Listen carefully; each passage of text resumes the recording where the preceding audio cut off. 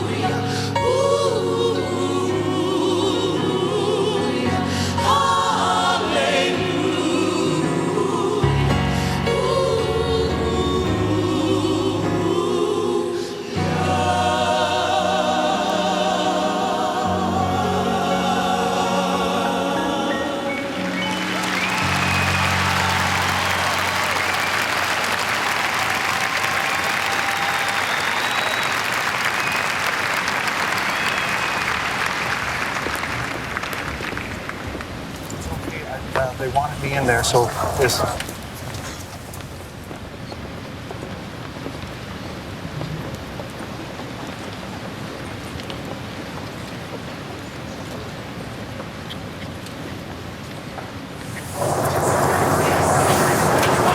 As we wait for the memorial service to continue, we're joined by Bryant Oxman, the Jackson family attorney, yes, and spokesman. Or It is great to see you, Katie. Nice to see you as well. What a day to be here.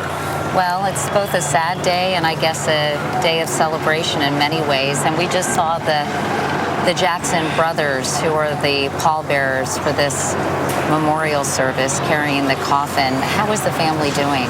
It is extraordinary. I never thought we would be here. I never thought that this would be how things wind up. But the storm and commotion that was Michael Jackson, what else could it have possibly been? Let's listen. My name is Pastor Usher Smith, and I am proud to call the Jackson family my friends. To millions around the world, Michael Jackson was an idol, a hero, even a king.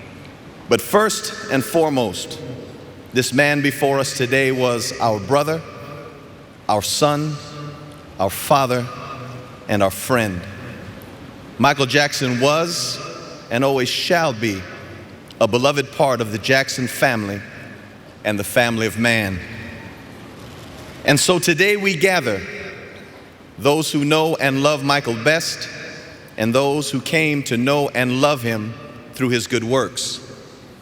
We come together in this space where only days ago Michael sang and danced and brought his joy as only he could. We come together and we remember the time. We remember this man by celebrating his life and all of the love that he brought to our own lives for half a century. Our hearts are heavy today because this man, this brother, this son, this father, and this friend is gone far too soon. But as long as we remember our time with him, the truth is, he is never really gone at all. As long as we remember him, he will be there forever to comfort us. In his very beautiful and very human heart, Michael Jackson wanted nothing more than to give love to the world, to share of his singular talent and his soul, and perhaps be loved back in return.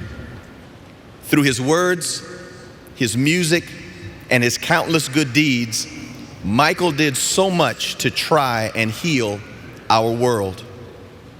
And so for the Jackson family, and for all who grieve his loss everywhere in our world, may this moment of remembrance, a moment of healing, a moment of music, and a moment of love bring comfort to those who loved our friend. God bless you.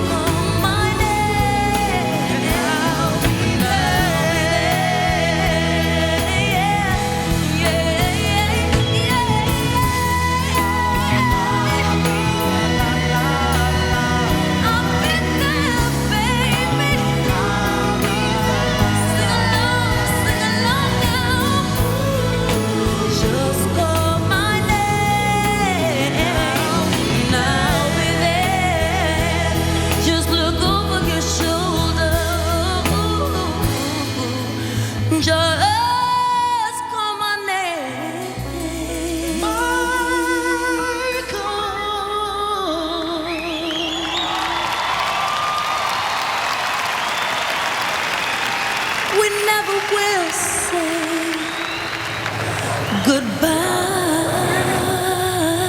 No, no, no, no, no, no, no, no, no, no, no, no. Even through the pain and heartache, we will be right there. Yeah, yeah, yeah, yeah, yeah, yeah. Ooh, gonna be right there. Gonna be right there. Gonna be right there. Thank you, Jesus. We miss you.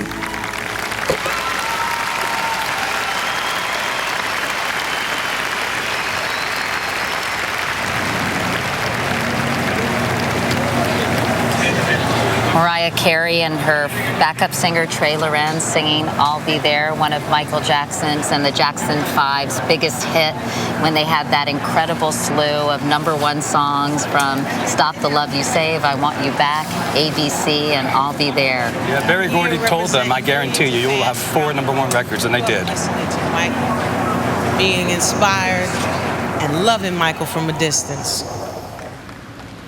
All of you.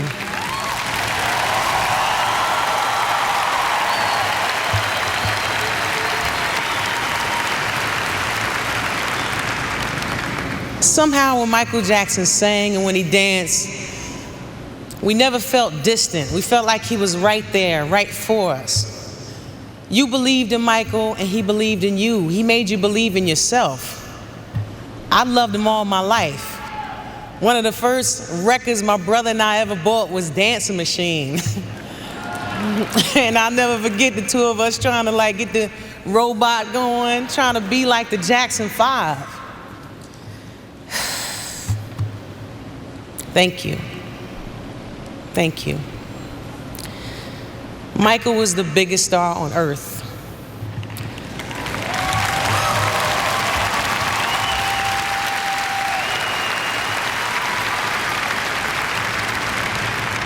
He let me know that as an African American, you could travel the world. There was a world outside of America, other people. All you people who came here to pay respect to someone who you felt was one of you, a human being, first. This morning I spoke with perhaps one of our greatest poets, Maya Angelou, and I'm so honored that she asked me to share some words that she wrote for Michael. We Had Him, by Dr. Maya Angelou. Beloveds, now we know that we know nothing. Now that our bright and shining star can slip away from our fingertips like a puff of summer wind. Without notice, our dear love can escape our doting embrace, sing our songs among the stars, and walk our dances across the face of the moon. In the instant we learn that Michael is gone, we know nothing. No clocks can tell our time, and no oceans can rush our tides. With the abrupt absence of our treasure, though we are many, each of us is achingly alone, piercingly alone.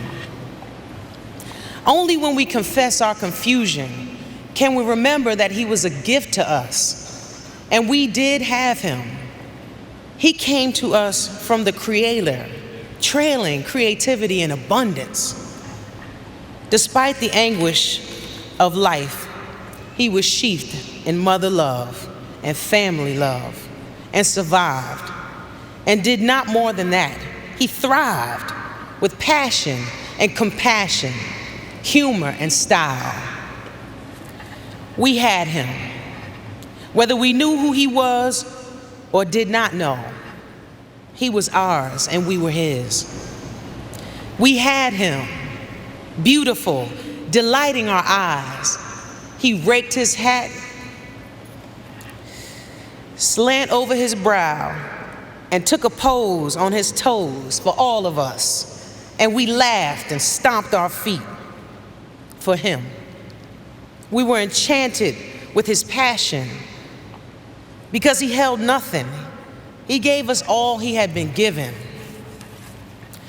Today, in Tokyo, beneath the Eiffel Tower, in Ghana's Black Star Square, in Johannesburg and Pittsburgh, in Birmingham, Alabama, and Birmingham, England, we are missing Michael Jackson.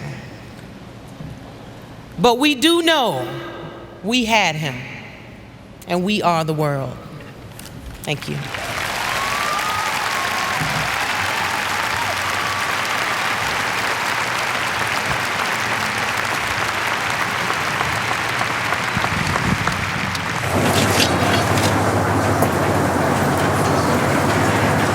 Queen Latifah really expressing the views of so many people who grew up listening to Michael Jackson. Yeah.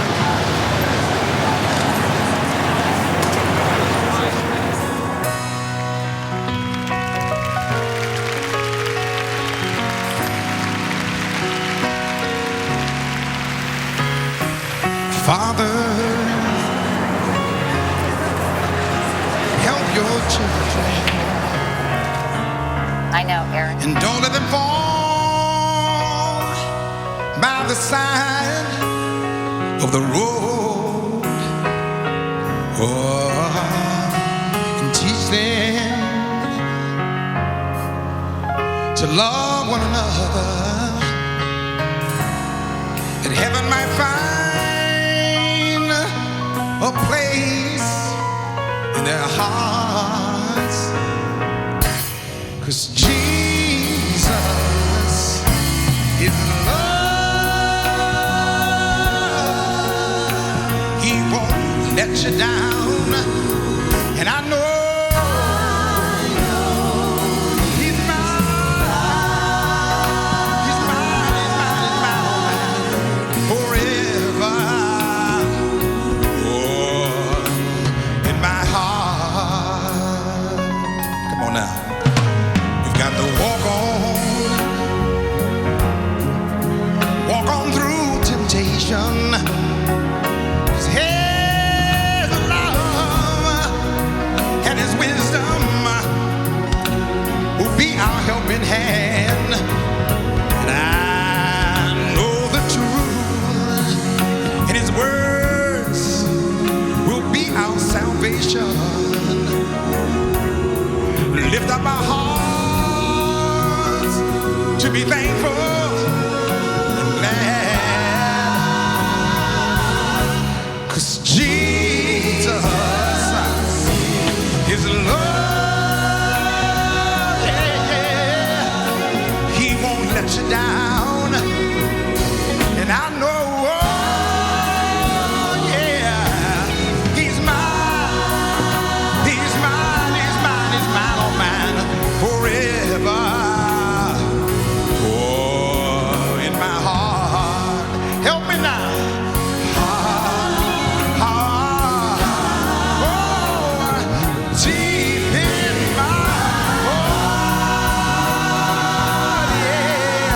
I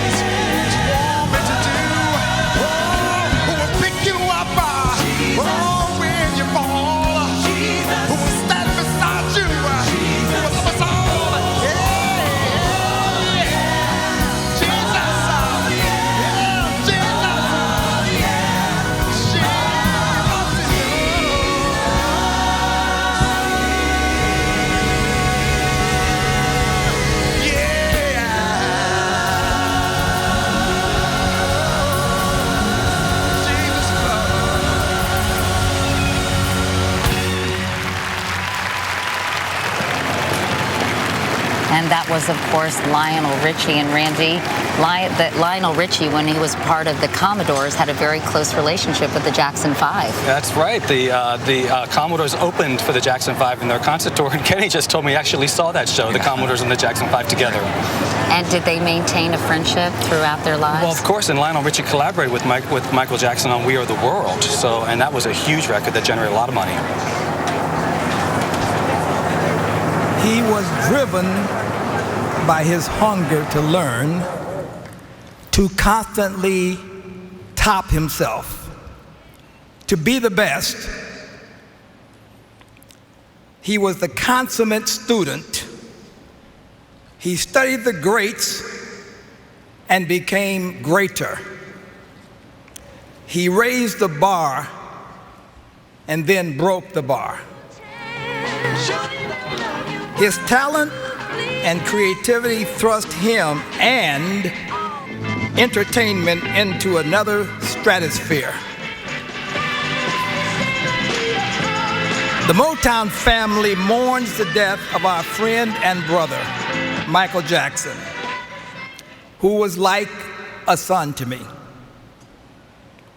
Our deep condolences go out to all his family, his parents, Joe and Catherine, his beautiful children, his sisters and brothers, and his nieces and nephews. Michael Jackson was 10 years old when he and his brothers, Jackie, Jermaine, Tito, and Marlon, auditioned for me at Motown. In Detroit that July day in 1968, and blew us all away. The Jackson 5 were just amazing, and Little Michael's performance was way beyond his years. This little kid had an incredible knowingness about him. He sang with such feeling, inspiration. Michael had a quality that I couldn't completely understand, but we all knew he was special. Aside from singing and dancing like James Brown and Jackie Wilson, he sung a Smokey Robinson song called Who's Loving You?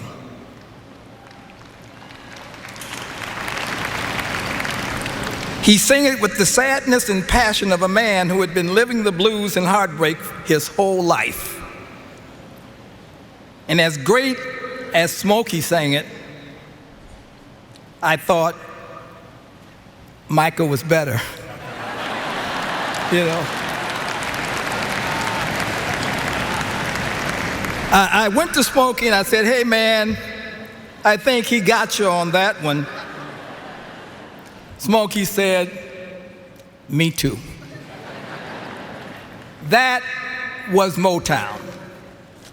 Motown was built on love and competition, and sometimes the competition got in the way of the love, but the love always won out. We competed on everything. In California, we had a baseball game every week, the Jacksons versus the Gordys. Unfortunately for us, Tito and Jackie were big home run hitters. They would knock the ball out of the park. But then, so was my son, Barry. And I'm not going to tell you who won most of the games, but I will tell you that the Gordys cried a lot. And even though little Michael was the catcher for the Jacksons and missed a lot of balls, we still cried a lot. But we swam and we joked and we played games. And when Michael performed his songs, you could feel the happiness in his soul, because that's what he loved to do. Michael inspired me so much that for days I walked around humming a bright little happy tune with him in mind. Oh, baby, da da dee da da, da da da da da. Then I put a group together and we came up with 4 hit records for them. I Want You Back, ABC, the love you save, and I'll be there.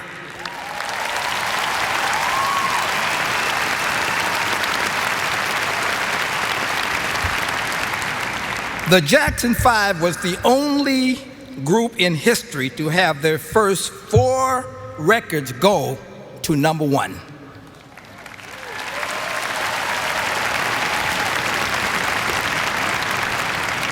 In 1983, the brothers reunited and returned to do Motown 25th anniversary show. After a high-powered, dazzling medley of their songs, Michael took the stage alone and made pop history. From the first beat of Billie Jean and the toss of that hat, I was mesmerized. But when he did his iconic moonwalk, I was shocked. It was magic.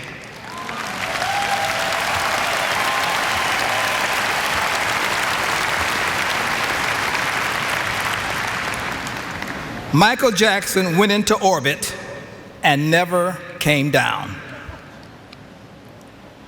Though it ended way too soon, Michael's life was beautiful. Sure, there were some sad times and maybe some questionable decisions on his part, but Michael Jackson accomplished everything he dreamed of.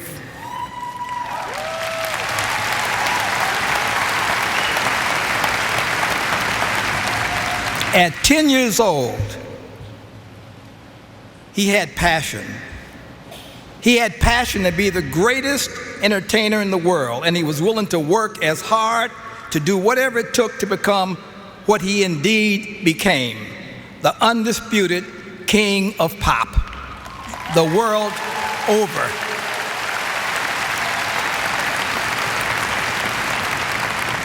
What kid wouldn't give his right arm to fulfill his wildest childhood dreams?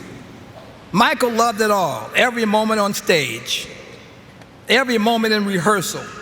Michael loved creating what had never been done before. He loved everything and everybody, especially his fans.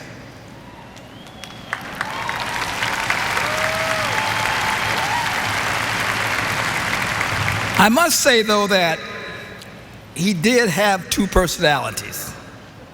Off stage, he was shy, soft-spoken, and childlike. But when he took the stage in front of his screaming fans, he turned into another person. A master, a take-no-prisoners showman. It was like kill or be killed. I mean, Michael was awesome. Totally in charge. In fact, the more I think and talk about Michael Jackson, I feel the king of pop is not big enough for him. I think he is simply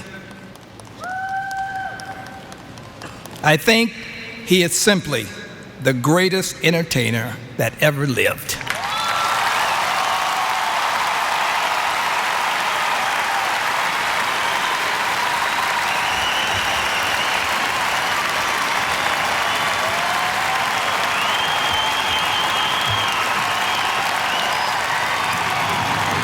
Very moving speech by Gordy saying that Michael was like a son to him and that, quote, this little kid had an incredible knowingness about him, but he almost turned down the Jackson 5, didn't he? Well, he had little Stevie Wonder, and he said that's enough for one company.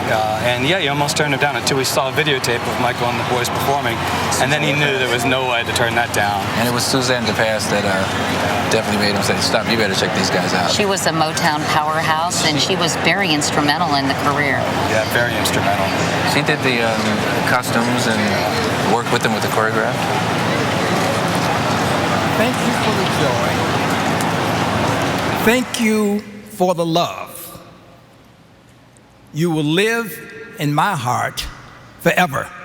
I love you.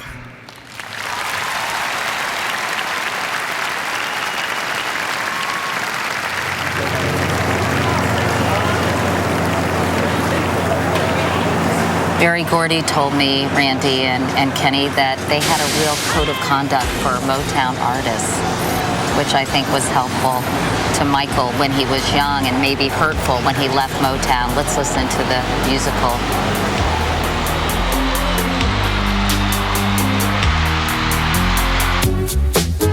What Michael Jackson has achieved.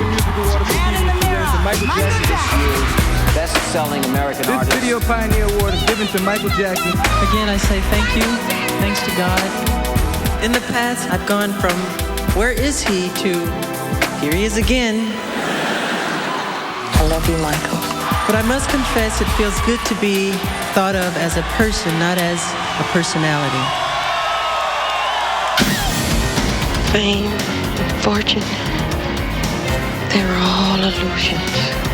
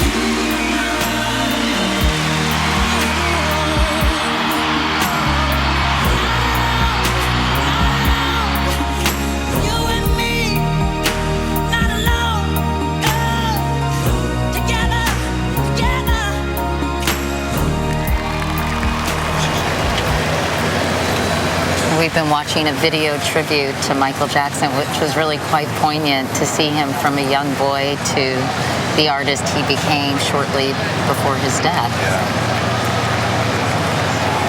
We were saying earlier that as a boy he acted more like a man, and as a man he acted more like a boy, and was always really trying to recapture the childhood he never had, wasn't he, Kenny? Yeah, pretty much. As we can see, Stevie Wonder is coming up to the stage.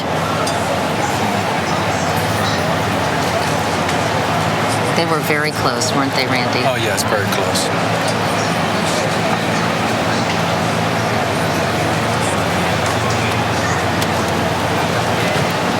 But as much as I can say that and mean it, I do know that God is good.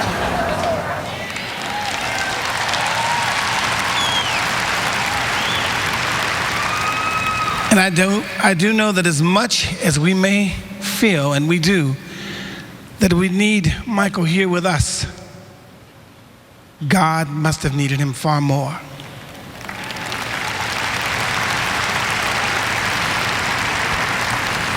Michael, I love you, and I've told you that many times, so I'm at peace. I'm at peace with that. I as well told you that I never ever imagined that I would write a song that would be sent to Quincy Jones and you would hear it, and my sister Renee would get me the cassette and I'd hear it back and be amazed that you did this song, and so incredibly so you did this song.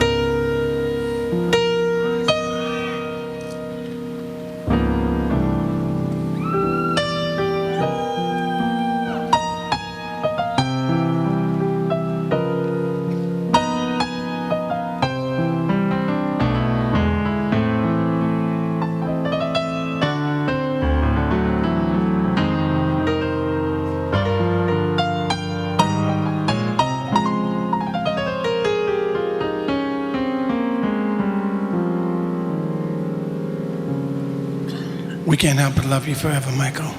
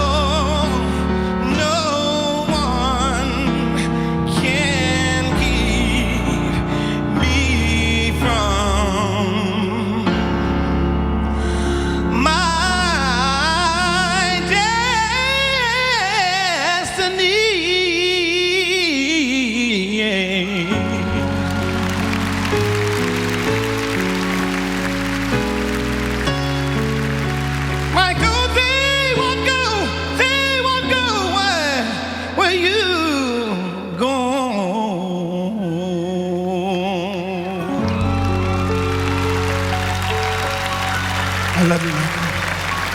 God bless you. Stevie Wonder performing "I Never Dreamed You'd Leave in Summer" and "They Won't Go When I Go," two very appropriate songs. As you can see, the Jackson brothers are all wearing one white glove as a special tribute to their brother. The Jackson 5, by the way, sang background vocals for Stevie Wonder and "You Haven't Done Nothing Yet" in the early 70s, and they've been close friends ever since.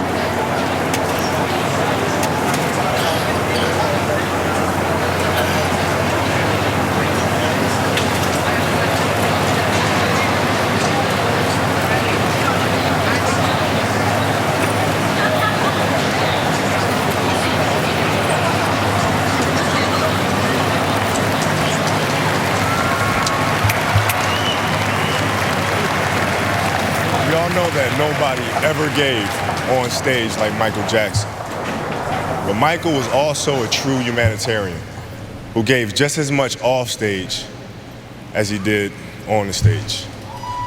Michael and his family came from humble roots, and Michael always cared very deeply for those in need. And beyond all of his records that he broke as a recording artist, Michael even made the Guinness Book of World Records for most charities supported by a pop star.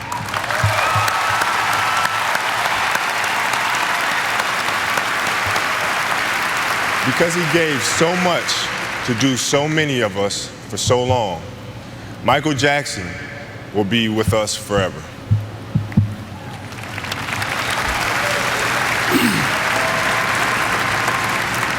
I met Jackie Jackson about 30 years ago, and he was a season ticket holder for the Lakers, as well as his brother Marlon. Jackie and I became friends, and he began to invite me out to their home. Then I got to know the brothers and the sisters and his incredible mother and father. We loved to play with firecrackers and just have fun. And Barry, just like you lost to the Jacksons in softball, so did I. And we had some incredible times together. Then Jackie invited me to go on tour with the brothers. And then I got to see the genius of Michael Jackson. He was so incredible. He always had command of not only the band, his brothers, but also the audience. I truly believe that Michael made me a better point guard and basketball player as I watched him be so great and be the greatest entertainer ever. From there, Michael called me one day and said, "I want to talk to you about being in a video, Remember the Time."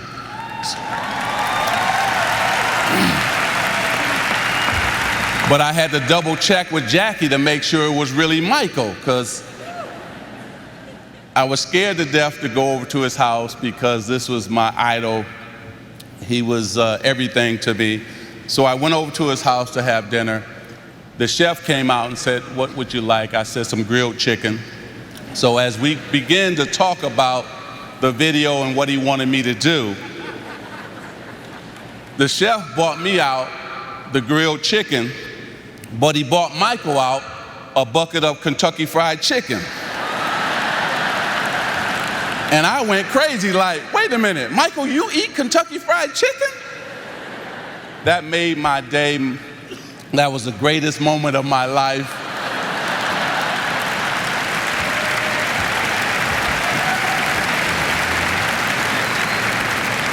We had such a good time sitting on the floor, eating that bucket of Kentucky Fried Chicken. And I want to say this.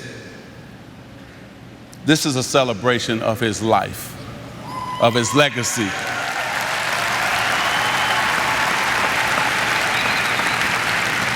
I want to thank Michael for opening up so many doors for African Americans to be on daytime shows, late night shows.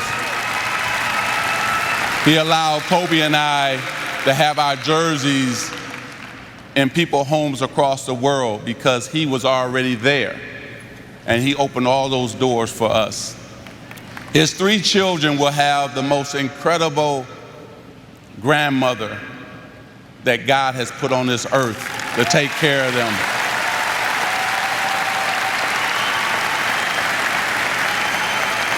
Michael's 3 children will have incredible uncles and aunts to take care of them as well. And they will have plenty of cousins to play with. So may God continue to bless this incredible family. We say that we're praying for you, remain strong. We want to thank the city of Los Angeles for putting this on, AEG for putting it on as well. And may God continue to bless you, Michael.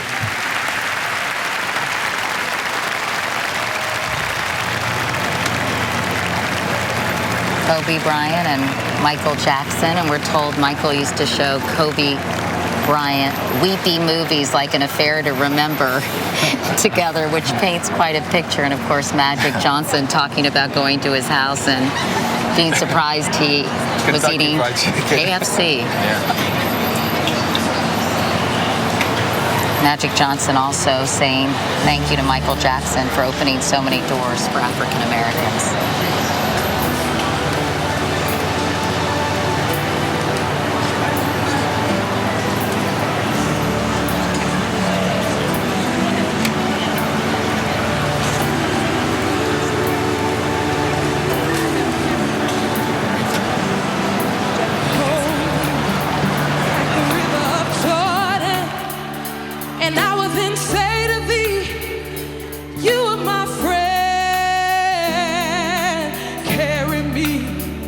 Like you are my brother, love me like a mother, will you be there?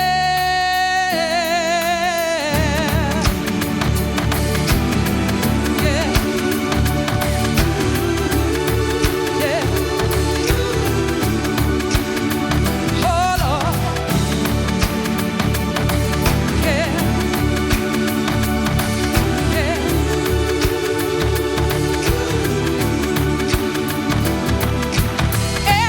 Taking control of me. Seems like the world got rolled for me. I'm so confused. Will you show to me? You'll be there for me and care enough to bear me. Hold me and lonely. Show me something and lonely. Yeah, carry me there. Yeah, lead me, love me and feed me, free me, kiss me and free me, free me. I will feel blessed. Carry me slowly. Carry me slowly. Carry me there. Save me. Save me. Heal me and bathe me. Sometimes I get lonely. You save me. Yeah. I will be there. Lift me. Lift me up. Lift me up slowly. Lift me up high. Carry me slowly. Lift me up some. Show me you care. Will you be there? Hold me. Hold me. Lay your hand slowly. Hold me. Softly and boldly. Hold me. Carry me there. Lead me. Lead me. Love me and feed me. Love me and feed me. Kiss me and free me. I will feel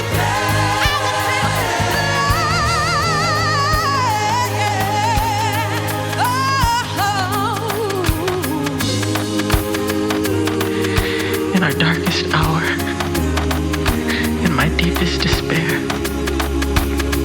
will you still care? Will you be there? In my trials, in my tribulations, through our doubts and frustrations, in my violence, in my turbulence, through my fear and my confessions, in my anguish and my pains, through my joy and my sorrow, in the promise of another tomorrow. I'll never let you part, for you're always my heart.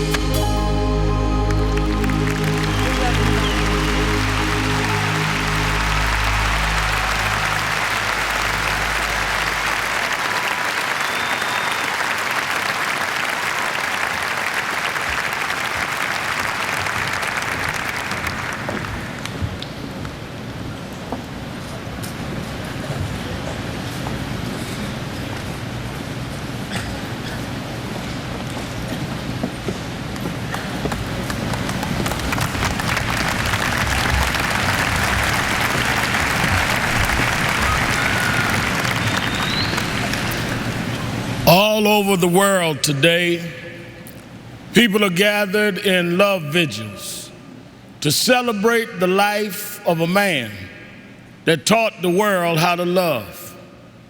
People may be wondering why there's such an emotional outburst, but you would have to understand the journey of Michael to understand what he meant to all of us. For these that sit here as the Jackson family, a mother and father with 9 children that rose from a working class family in Gary, Indiana. They had nothing but a dream. No one believed in those days that these kind of dreams could come true. But they kept on believing, and Michael never let the world turn him around from his dreams. I first met Michael around 1970, Black Expo, Chicago, Illinois, Reverend Jesse Jackson, who stood by this family till now. And from that day as a cute kid to this moment, he never gave up dreaming. It was that dream that changed culture all over the world. When Michael started, it was a different world. But because Michael kept going, because he didn't accept limitations, because he refused to let people decide his boundaries, he opened up the whole world. In the music world, he put on one glove, pulled his pants up, and broke down the color curtain, where now our videos are shown and magazines put us on the cover. It was Michael Jackson that brought blacks and whites and Asians and Latinos together. It was Michael Jackson that made us sing "We Are the World" and feed the hungry long before Live Aid.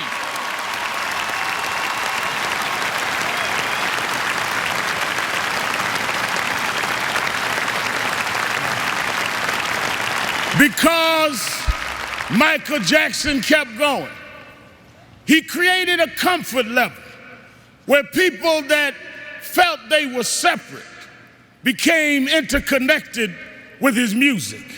And it was that comfort level that kids from Japan and Ghana and France and Iowa and Pennsylvania got comfortable enough with each other to later it wasn't strange to us to watch Oprah on television. It wasn't strange to watch Tiger Woods golf. Those young kids grew up from being teenage, comfortable fans of Michael to being 40 years old and being comfortable to vote for a person of color to be the president of the United States of America. Michael did that. Michael made us love each other. Michael taught us to stand with each other. There are those that like to dig around mess, but millions around the world, we're going to uphold his message. It's not about mess, it's about his love message. As you climb up steep mountains, sometimes you scar your knee. Sometimes you break your skin, but don't focus on the scars. Focus on the journey. Michael beat him. Michael rose to the top. He outsang his cynics. He outdanced his doubters. He outperformed the pessimists. Every time he got knocked down, he got back up. Every time you counted him out, he came back in. Michael never stopped. Michael never stopped. Michael never stopped.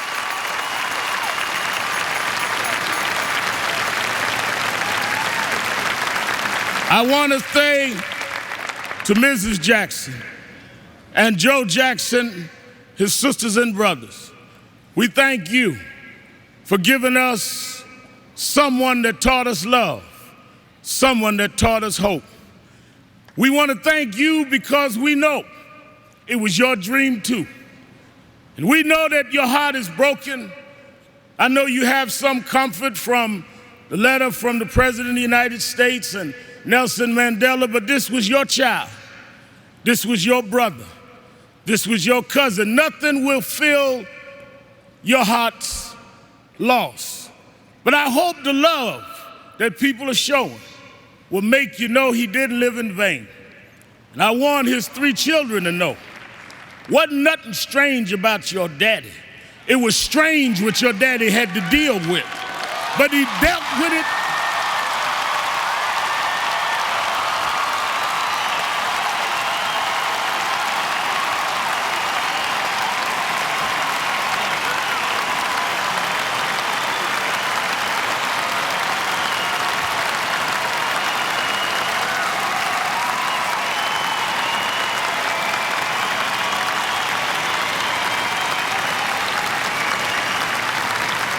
He dealt with it anyway. He dealt with it for us. So some came today, Mrs. Jackson, to say goodbye to Michael. I came to say thank you. Thank you because you never stopped. Thank you because you never gave up. Thank you because you never gave out. Thank you because you tore down our divisions. Thank you because you eradicated barriers. Thank you because you gave us hope. Thank you, Michael. Thank you, Michael. Thank you, Michael.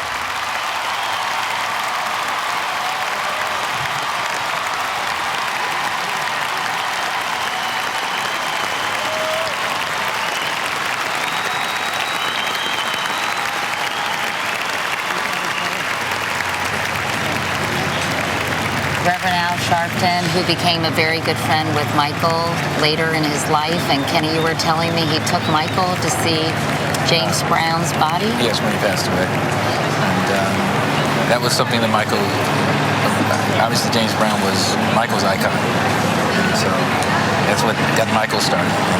So that was a very special thing for Michael to be able to be a part of that. And Al Sharpton, they became friends. They became friends. And when Michael had problems with Sony, Al Sharpton had a press conference to try to help Michael air his grievances with his record company.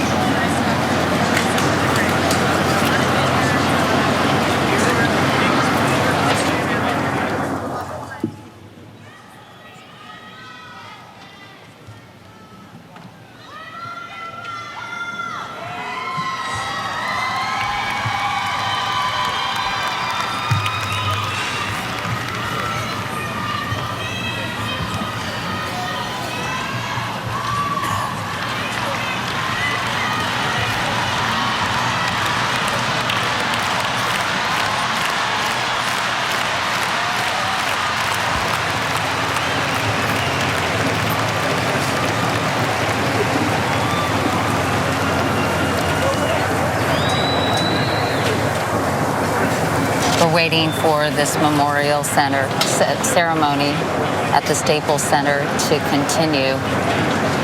Brian Oxman told us earlier that Randy Jackson was really taking the lead in the funeral arrangements because it was slightly chaotic, but over the weekend he is the go-to guy. Let's listen to John Mayer, who's now performing.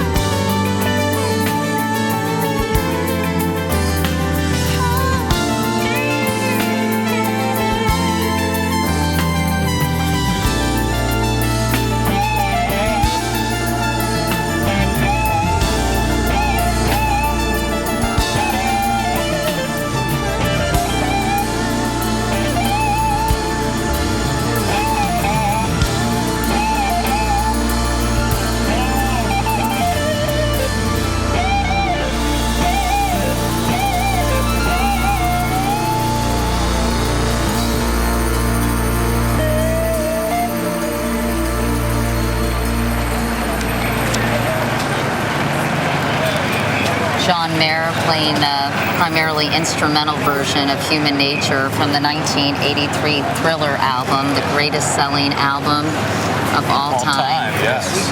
Which really catapulted Michael Jackson into solo superstardom, didn't it? No doubt, into the stratosphere at that point. Although Off the Wall also was enormously successful prior to that. It was huge, but Michael thought it should have been bigger, and then thus Thriller.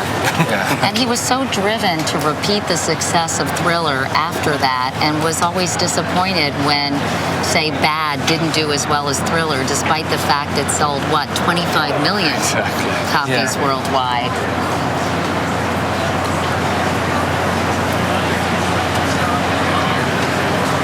He always pushed himself to better himself, to be a little bit better, be the best.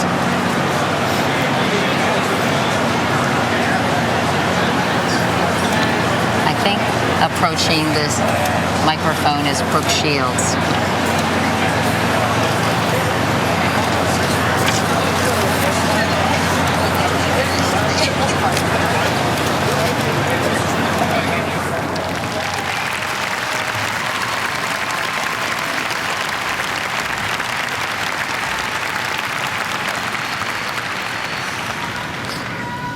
Michael was one of a kind.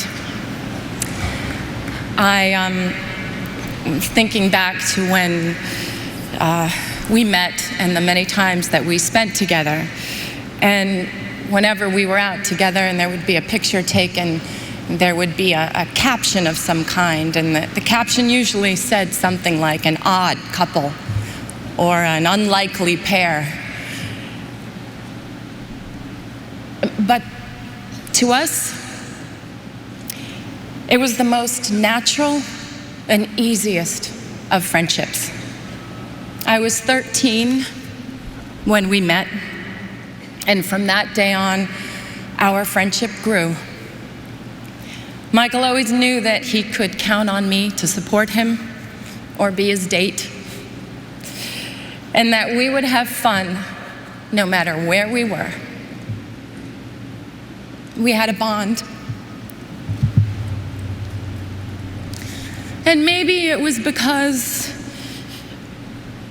we both understood what it was like to be in the spotlight from a very, very young age. I used to tease him and I'd say, you know, I started when I was 11 months old. You're a slacker. You were what, 5? Both of us needed to be adults very early. But when we were together, we were two little kids having fun. We never collaborated together. We never performed together or danced on the same stage, although he did try in vain one night to unsuccessfully teach me the moonwalk. And he just basically just shook his head and crossed his arms at my attempt. We never filmed a video or recorded a song, but what we did do was laugh. It was always a competition to see who could make the other one laugh more or be sillier. Michael loved to laugh. His heart would just burst out of him when he was laughing. He adored it when I did silly imitations or told him stories about my life. MJ's laugh was the sweetest and purest laugh of anyone's I had ever known. His sense of humor was delightful, and he was very mischievous. I remember it was the night before Elizabeth Taylor's wedding, and he had called me prior and asked if I would join him. He didn't want to be alone for all the festivities. And it was the night before the big day, and Michael and I tried to sneak in to get the first peek of the dress. and we were just giggling like crazy. And we almost passed out in hysterics when we realized that Elizabeth was actually asleep in the bed. We thought she was in an entirely different room. And we had to laugh and sneak out. Then at the point of the wedding, when there was the first dance, basically we had to joke that we were the mother and father of the bride. Yes, it may have seemed very odd to the outside, but we made it fun and we made it real. When he started wearing the glove, I was like, what's up with the glove? I was like, look, if you're gonna hold my hand, it better be the non-gloved one because sequins really hurt me. He would dig in. He'd just shake his head and he would just smile. He loved to be teased. Seeing him smile made you feel like everything was going to be all right. To the outside world, Michael was a genius with unchallenged ability. To the people who were lucky enough to know him personally, he was caring and funny, honest, pure, non-jaded, and he was a lover of life. He cared so deeply for his family and his friends and his fans.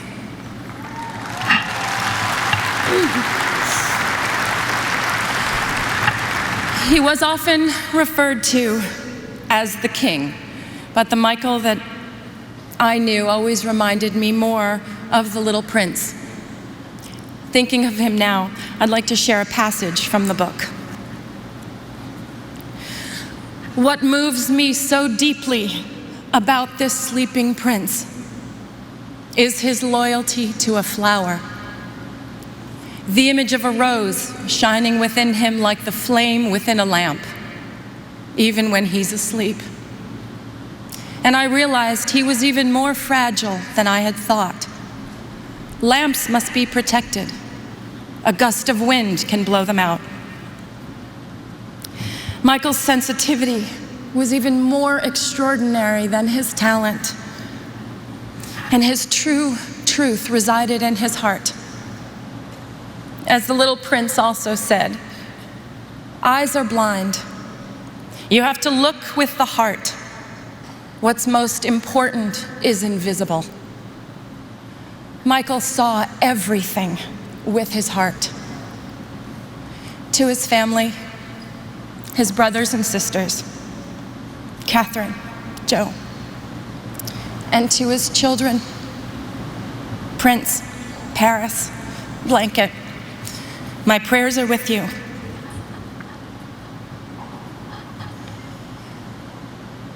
Michael's favorite song was not one of the countless masterpieces that he gave us, but it was a song that Charlie Chaplin wrote for the movie Modern Times. It's called Smile. And there's a line in the song that says, smile though your heart is aching. Today, although our hearts are aching, we need to look up where he is undoubtedly perched in a crescent moon, and we need to smile.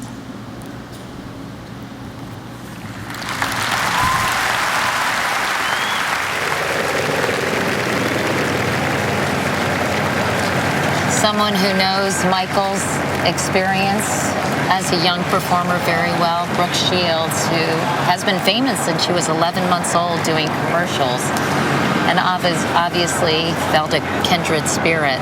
Yeah, she really did paint a picture of Michael that's so true. Saying that he had the sweetest and purest laugh of anyone I've ever known, and really a very intimate portrayal of Michael Jackson. That was beautiful, that really was.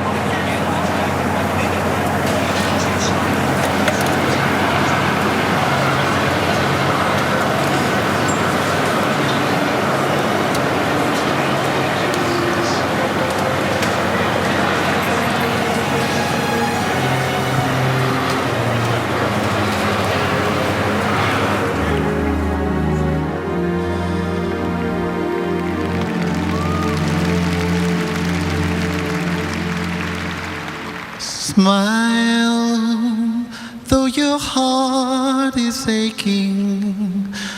Smile, even though it's breaking.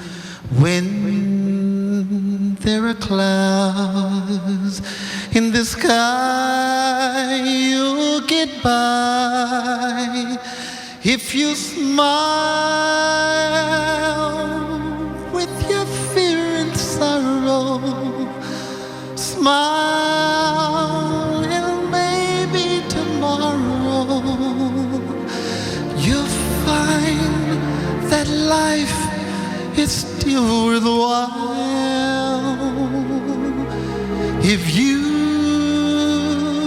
just light up your face with sadness, hide every trace of gladness all through the years. We'll be ever so near. That's the time you must keep on trying. Smile, what's the use in crying? You'll find that life is still worthwhile if you just smile. Though your heart is aching, smile, even though it's breaking. When there are clouds in the sky, you'll get by. If you smile through your fear and sorrow, smile and maybe tomorrow you'll find that life is still worthwhile if you just smile.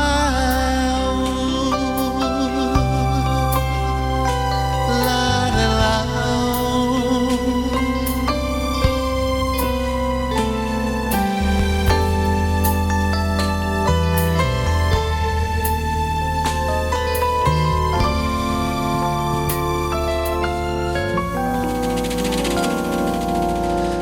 That's the time you must keep on trying.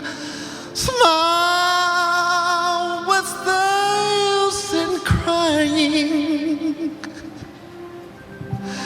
You'll find that life still worthwhile if you just smile.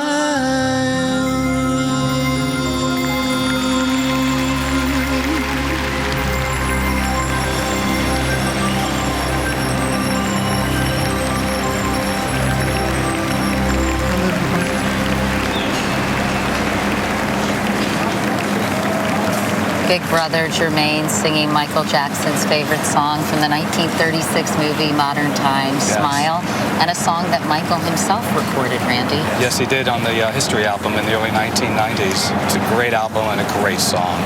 What a performance by Jermaine. Jermaine was great. It was beautiful. It's just amazing. That had to be so difficult for him. Yeah.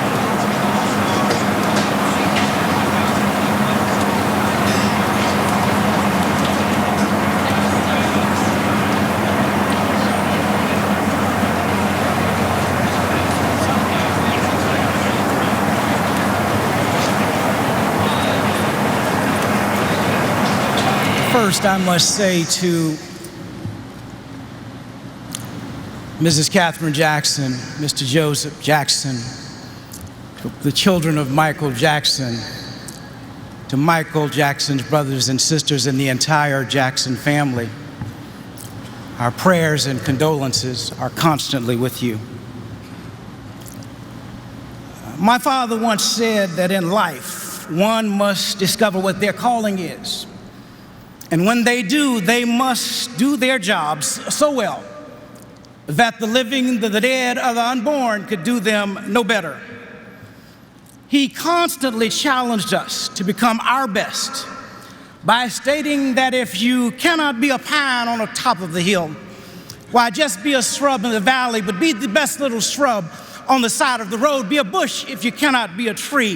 If you cannot be the highway, just be a trail. If you cannot be the sun, just be a star, for it isn't by size that you win or you fail. You've got to be the best of what you are. Michael Jackson was truly the best of what he was.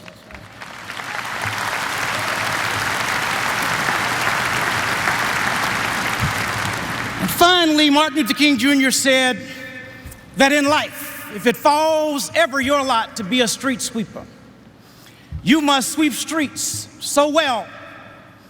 In fact, you must sweep streets like Beethoven composed music. Sweep streets, he said, like Shakespeare wrote poetry. Sweep streets like Raphael painted pictures. Sweep streets so well that all the hosts of the heavens and earth would have to pause and say, here lived the great street sweeper that did his job well. On June 25th, because he was the best, I believe heaven and earth did pause indeed to say of Michael Joseph Jackson, here lived a great entertainer who did his job well.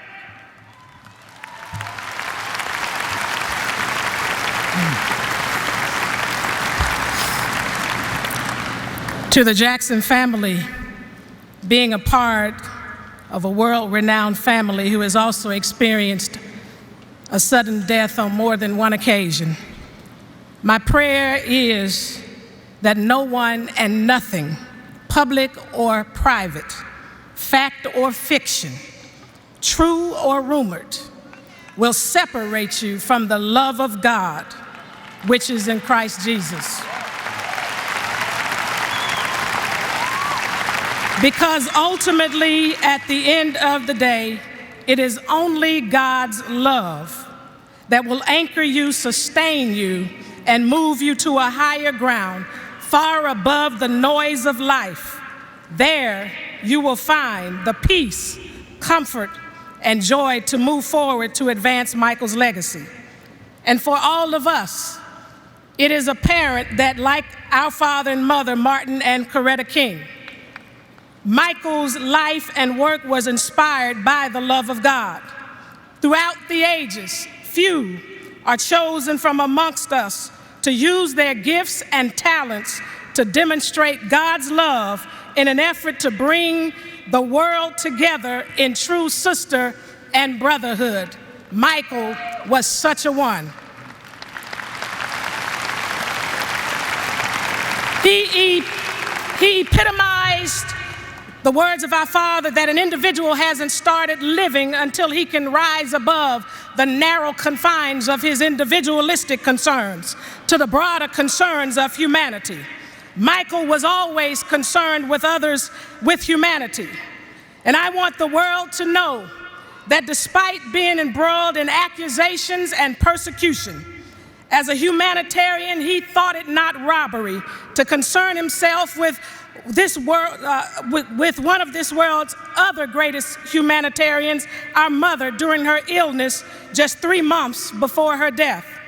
In October 2005, I was with Mom when Michael called her all the way from the Middle East. And although she couldn't speak because of a debilitating stroke, she listened as he said to her that he had been praying on his knees every day for her.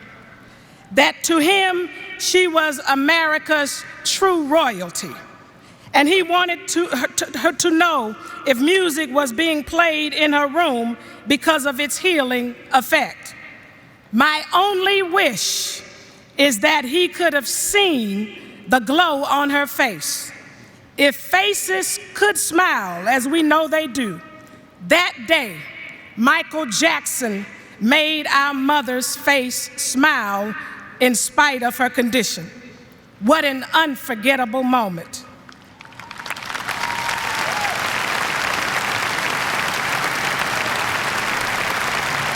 He was such a thoughtful and selfless man, full of the unconditional love of God and good works that touched and changed lives. He was indeed a shining light.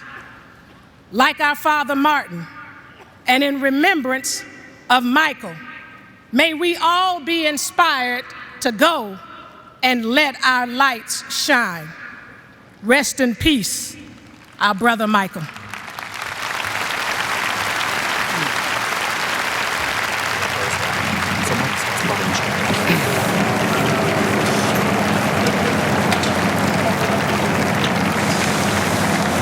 We've been listening to Bernice King and Martin Luther King III talking about Michael Jackson, and Magic Johnson talked about this as well, Kenny, but he really did open tremendous doors for African Americans, didn't he? Of course, from the get-go.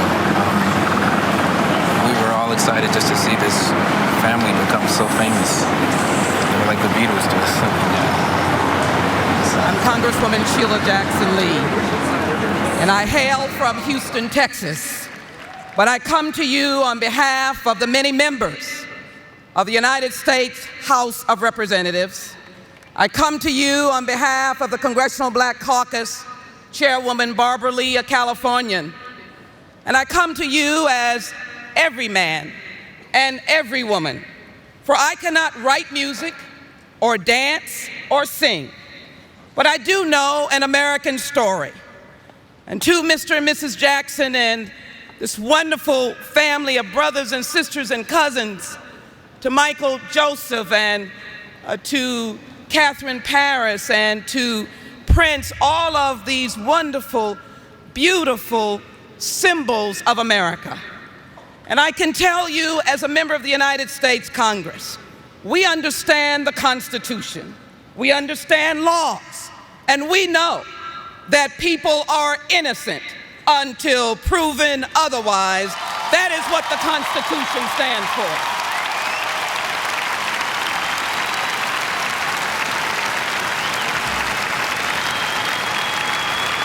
So I mourn today. I come to thank you. For many people don't understand the hearts of entertainers. They don't know how big their hearts are. They don't know how they heal the world on behalf of America. When we're at war, our icons like Michael sing about healing the world. And so he called us into public service. It did not matter whether we were black or white. He even told us to beat it, beat the violence, and look at yourself in the mirror, because it meant that if you were going to make a difference, look at the man or woman in the mirror. I come to you today to say thank you.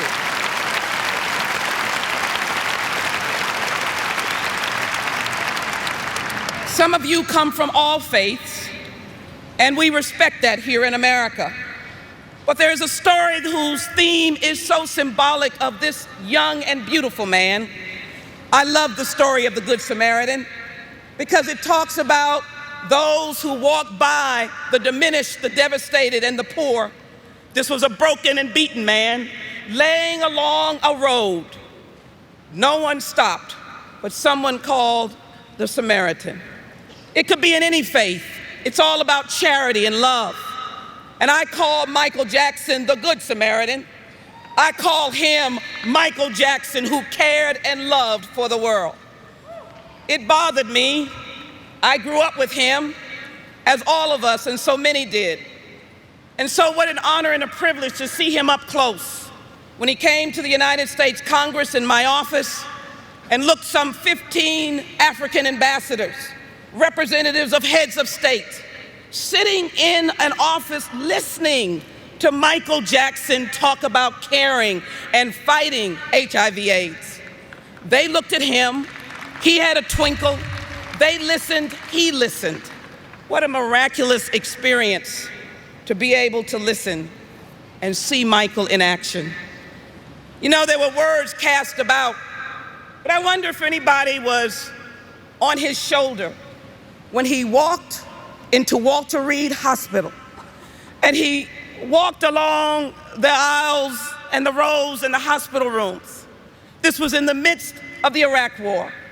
Doctors stopped and nurses stopped, and individual soldiers who had lost limbs stopped and were in essence moved and touched, as Michael was, by his desire to come and thank them for their sacrifice.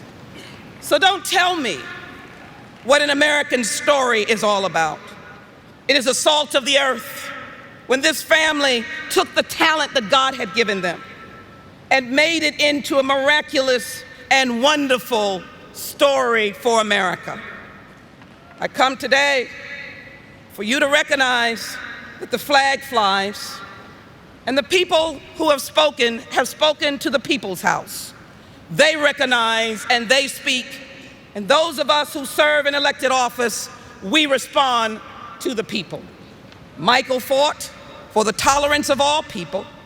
In fact, I am reminded, although I speak in the tongues of all faith, that Michael fought the good fight. He was someone who understood, and I hope Mr. and Mrs. Jackson and the family will know, the Lord is our shepherd, and we shall not want. Michael Jackson, you've got to know his story, and it has not been told by all of what you have heard. He was someone who understood. If he was burned, he built a burn unit. If a hospital needed beds, he built those beds. If they needed money for developing countries, Michael gave. If he was in Namibia, he went to orphanages. Michael never stopped giving, and he touched those whose lives could be reconstructed because the king, yes, the king stopped and said, I care about you. That is why on the House floor on June 25th, 2009, the Congressional Black Caucus and members of the House of Representatives stopped, and had a moment of silence for this wonderful legend and icon.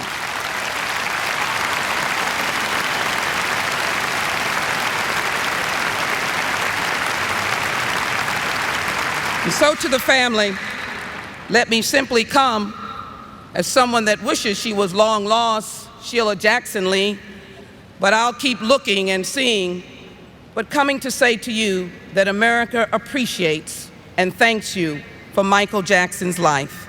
For that reason, we have introduced into the House of Representatives this Resolution 600 that will be debated on the floor of the House that claims Michael Jackson as an American legend and musical icon, a world humanitarian, someone who will be honored forever and forever and forever and forever and forever.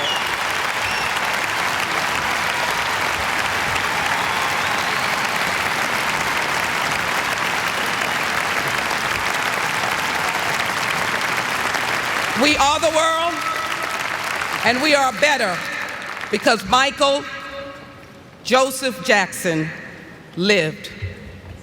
On behalf of myself and the people who have spoken, Michael Jackson, I salute you.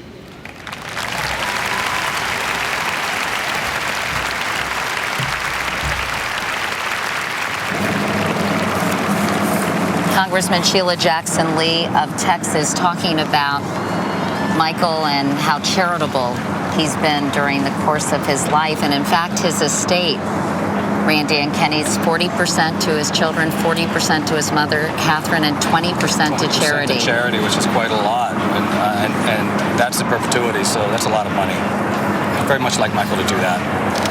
It's amazing. He was very interested in giving back, wasn't he, Kenny? Always. And, I mean, a lot of the songs that were written were giving back.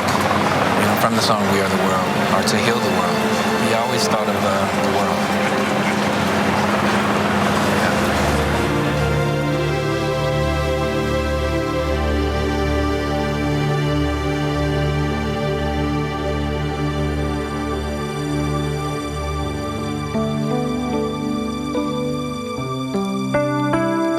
We love you, Michael.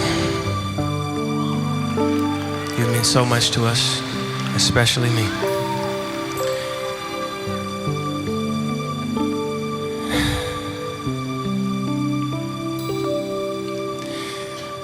Like a comet blazing across the evening sky, gone too soon.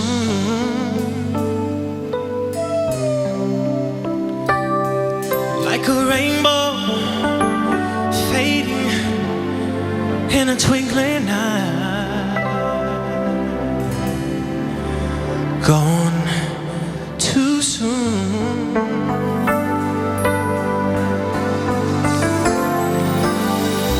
Shiny and sparkling and spinning right here one day, gone one night.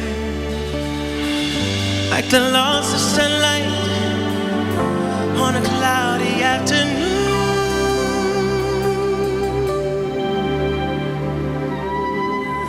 gone too soon.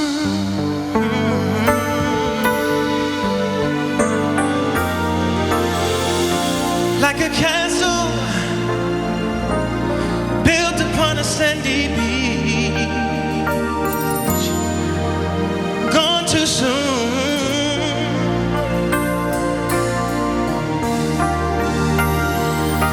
Like a perfect flower that is just beyond your reach, gone too soon.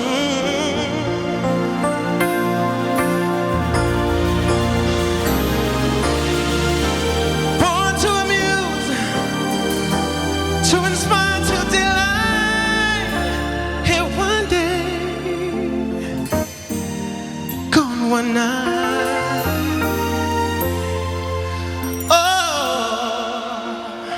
Like the sunset dying from the raising moon,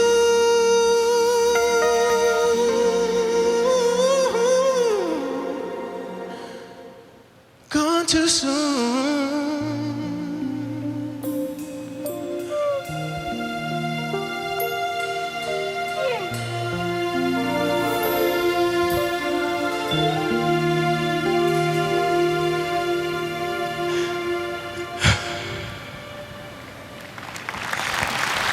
Gone too soon.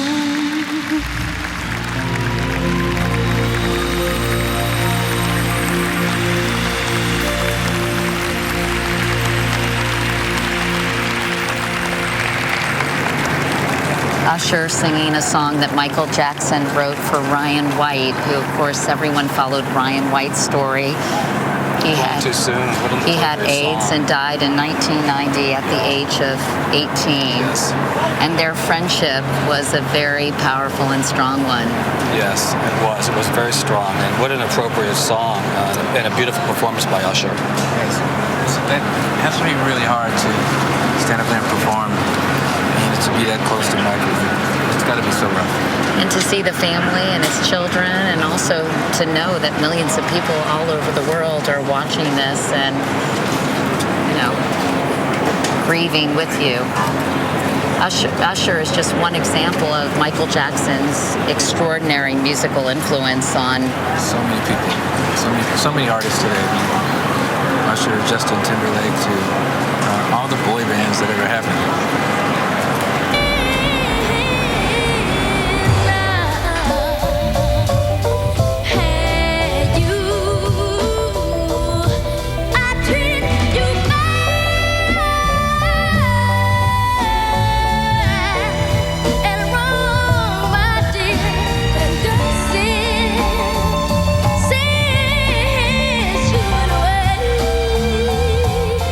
Don't you know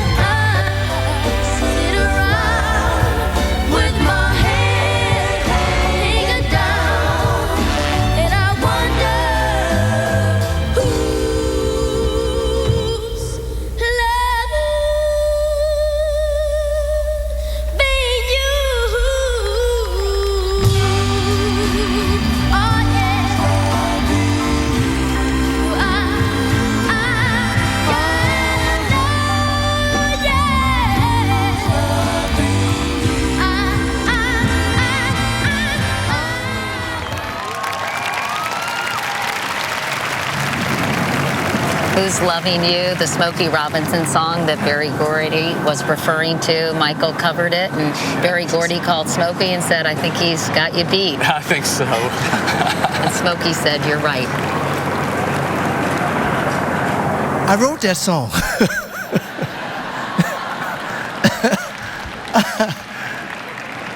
I thought I sang it.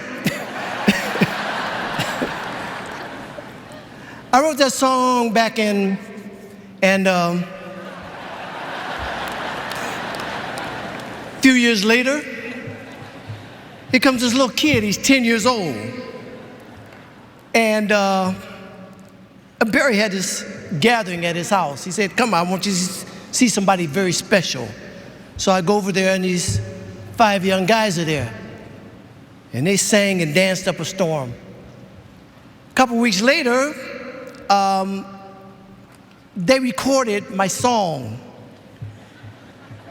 And I heard it.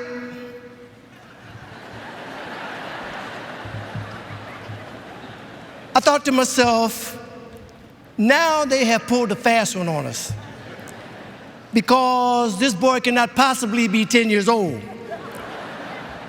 This song is about somebody who had somebody who loved them, but they treated them bad. They treated them so bad till they lost them. And now they are paying the price of wanting somebody back that they treated bad and lost. How could he possibly know these things? I quickly went over to him because I wanted to see his birth certificate. I did not believe that someone that young could have that much feeling and soul and know. He had a lot of know. He had to know something to sing that song like that. It was wonderful, though. As a songwriter, man, that's a dream come true, to have somebody sing one of your songs like that. And I myself, I never thought I would be here on today. It's my little brother over there. And you just don't think that you're going to see, or you'll live to see him gone. But he will never really be gone. He is going to live forever and ever and ever and ever.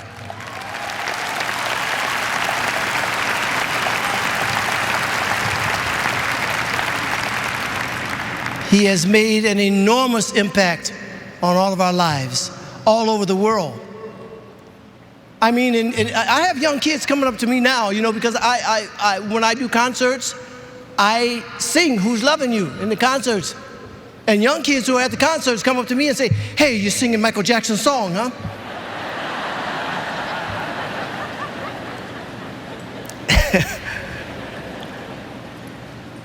But he will live on forever. I am a firm believer in blessings. And I have had so many, many blessings in my life. One of my greatest blessings was I got a chance to know the Jackson family and to know Michael and to see him. I'm glad I live in an era when I got a chance to see what everybody's been coming up here saying, the greatest entertainer of all times. I'm glad that I live in this era. I believe so much in God. I believe so much that this is not it. We have life after this is done.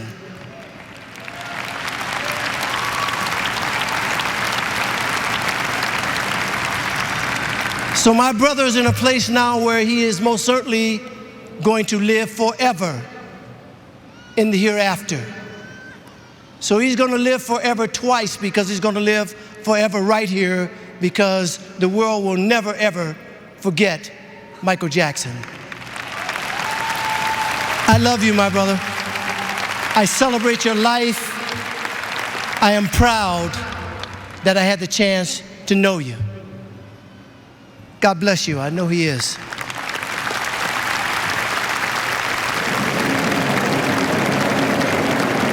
Smokey Robinson, who spoke at the start of this memorial service.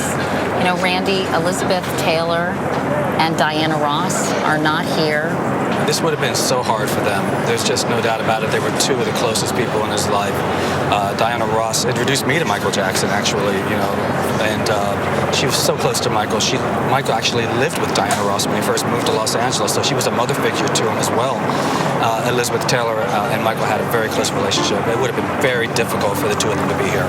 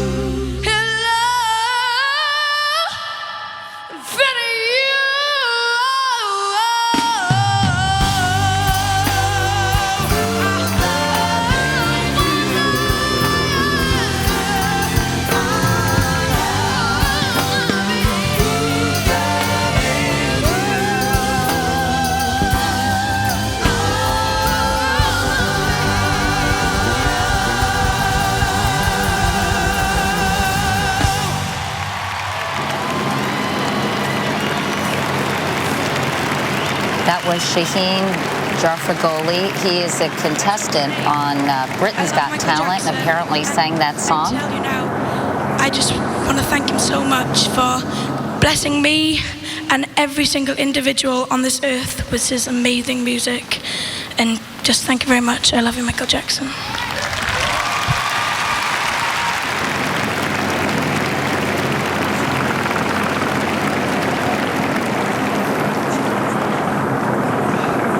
My name is Kenny Ortega, and thank you. And I was Michael's partner in the creating and directing of many of his tours, including This Is It. And Shaheen was invited by Michael to join him in London for the shows. So I just wanted to introduce him to everybody and to say thank you for coming all the way out here to join us today, Shaheen.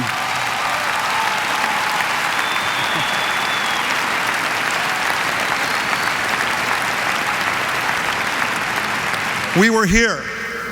We were right here a little less than a week ago, and Michael was with us, and the band, and Michael Bearden, and the singers, and the dancers, and our choreographer, Travis Payne, and our designers, and our crew.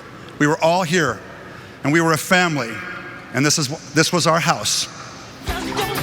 So when the Jackson family and Randy Phillips asked Ken Ehrlich and I to help put together this memorial, we knew we had to do it here.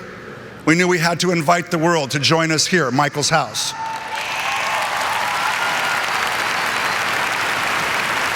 We were immediately surrounded by countless family, artists, and friends and dear hearts who unconditionally made this day possible. As we came together as a team, we knew we had to celebrate Michael's life through his music as well as commemorate his passing.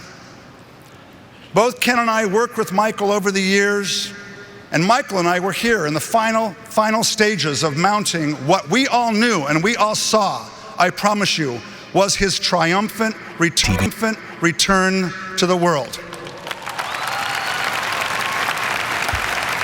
It was also, I think, his greatest personal work. We did it all right here in this place, the Staples. So before we conclude today's memorial, we wanted to present a performance from the London This Is It concerts. The fans have been asking for it. This was one of Michael's very, very favorite moments in the show, always. He created this and brought it to life. It is a living testament to his ability to be timeless and timely, musical and magical. This was for him, his living legacy, his care, his heart, his concern about our planet, about the human condition. Michael Jackson will live in our hearts for always, heal the world, make this a better place for our children, for our children's children. Michael, we love you more. Join us.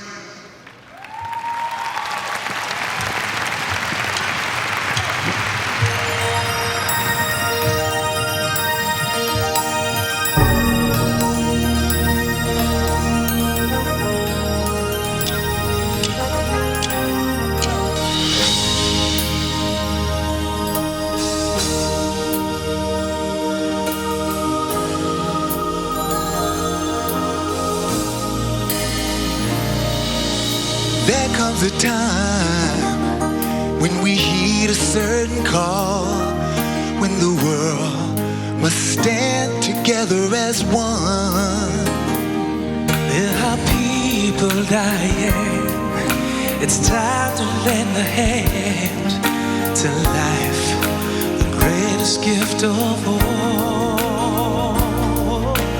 We can't go on pretending day by day that someone somewhere will soon make a change, make a change. We are all a part of God's great big family, and the truth, you know, love is all we need.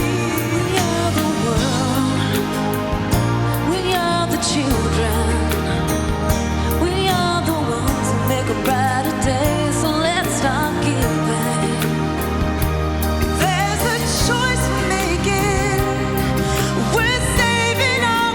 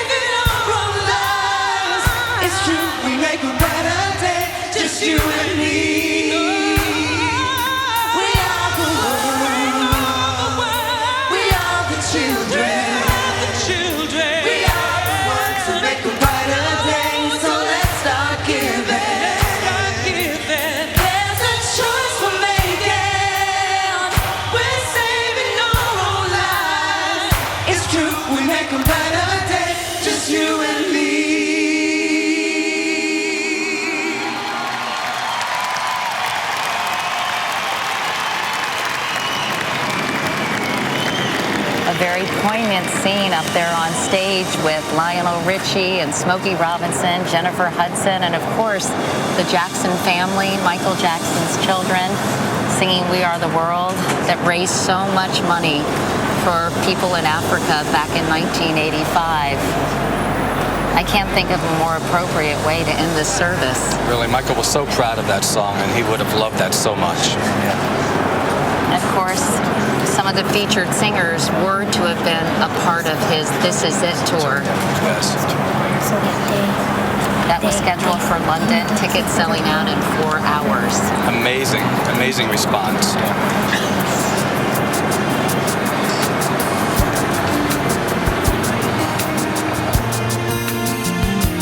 There's a place in your heart, and I know that it is love. And this place can be much brighter than tomorrow. And if you really try, you'll find there's no need to cry. In this place, you feel there's no hurt or sorrow. There are ways to get there if you cared enough for the living. Make a little space, make a better place. Heal the world, make it a better place for you and for me and the entire human race. There are people dying. If you care enough for the living, make a better place for you and for me.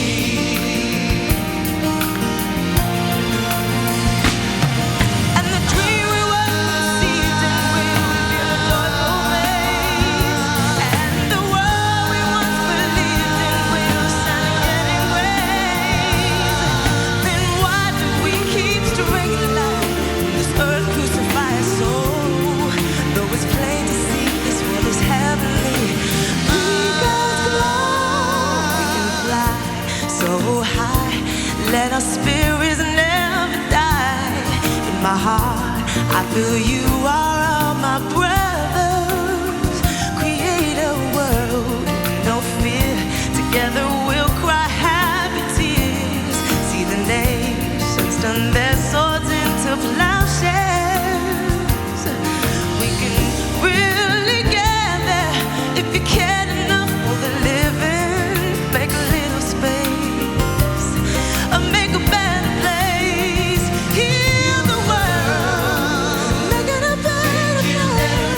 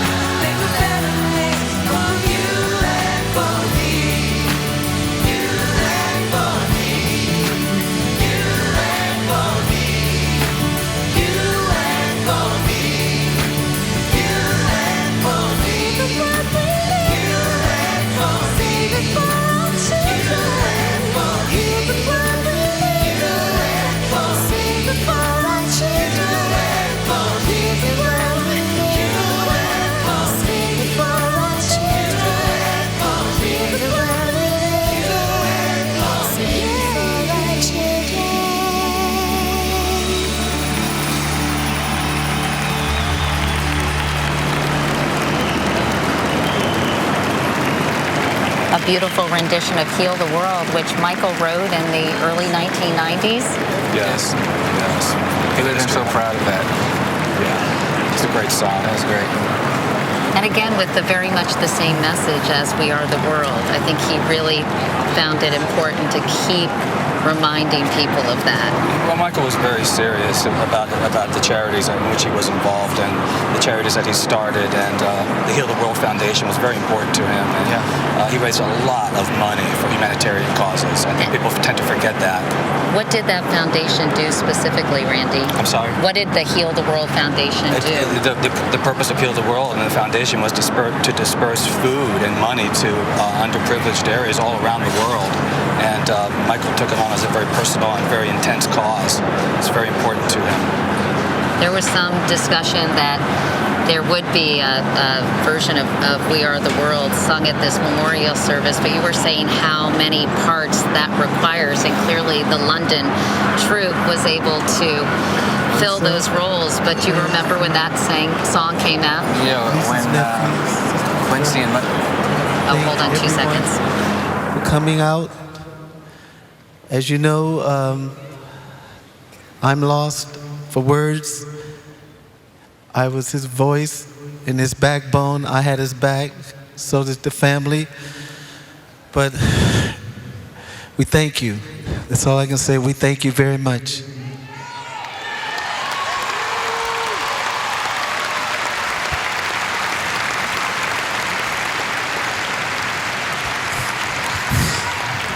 I hurt.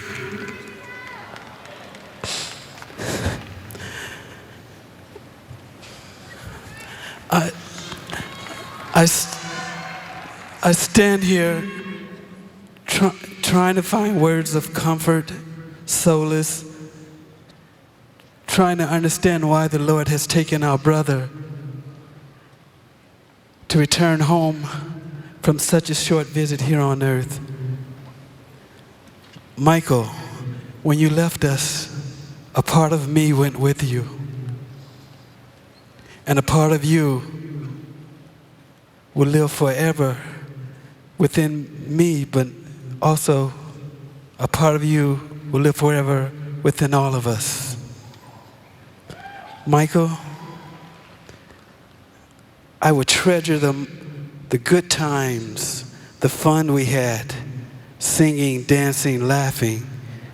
I can remember when we used to come home from school and we would grab a quick bite to eat and we'd try to watch the Three Stooges, as much of it as possible before Mother would come in and say it's time to go to the recording studio.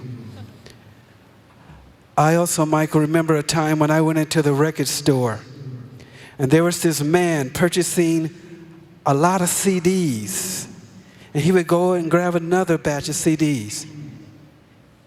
He was an older gentleman. He had short afro, butt crooked teeth, and his clothes were rumpled. I walked up behind him and said, "Michael, what are you doing in this store?" He turned to me and said, "Marlon, how did you know it was me?" I told him, "You're my brother. I can spot you anywhere, regardless of your makeup. I know your walk, I know your body language, and those shoes did not help." Michael wore the same shoes wherever we went. But I guess that was his way of trying to experience what we take for granted. We would never understand what he endured. Not being able to walk across the street without a crowd gathering around him. Being judged, ridiculed. How much pain can one take? Maybe now, Michael, they will leave you alone.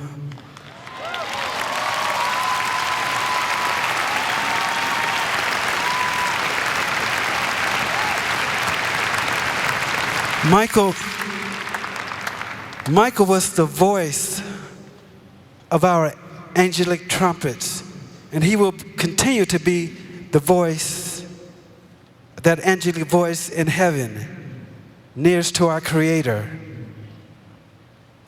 and waiting us when our day comes to pass. Michael, I love you. I will miss when we said our goodbyes. I will hug you and I say I love you, and your response was, I love you more. You know, the Lord has a purpose for everything. And sometimes we just can't see it or understand it. But it will be made clear to us when we reach that ultimate reward of being in His presence. And Michael, you're there. You're right there. You have finished your work here on earth, and the Lord has called for you to come home with Him. So I thank you, Michael. I thank you for all the smiles that you've placed in many people's hearts. And I thank you for everything that you've done for others across this globe in the Lord's name. And I have one request, Michael, one request. I would like for you to give our brother, my twin brother, Brandon, a hug for me. I love you, Michael, and I'll miss you.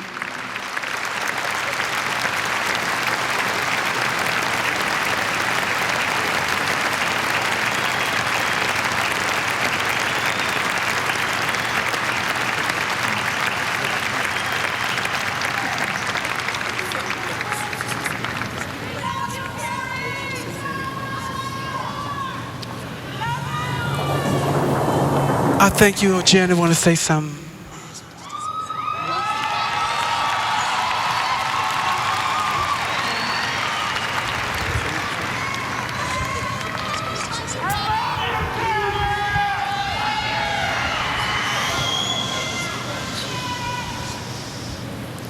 I just wanted to say, speak up, sweetheart, speak up. Get close. Ever since I was born, Daddy has been the best father you could ever imagine. And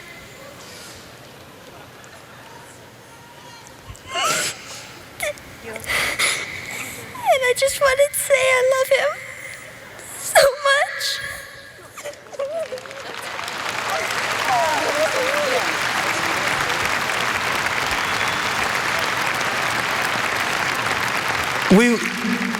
We want to thank you all for loving my brother and supporting our family. Thank you and good night.